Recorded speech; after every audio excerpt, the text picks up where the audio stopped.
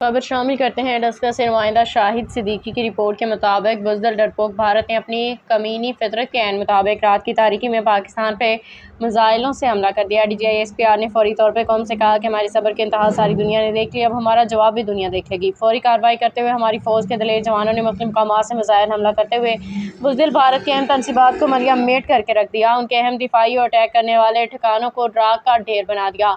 तकरीबन 70 बिजली ग्रेड को नकारा बना दिया। सियालकोट डस्का में भी नवाही गांव ओठियां के करीब खेतों में ड्रोन को मार गिराया। दूसरा ड्रोन मंडी की गिराया डस्का और तीसरा सियालकोट के गांव फुफंगी पड़तावाला में गिराया। डस्का में मुसलसल 6 धमाकों की आवाज़ें सुनकर अवाम अपने घरों से बाहर निकल आई। कई जागती आंखों ने मिसाइलों को भारत की तरफ से बढ़ते हुए देखा।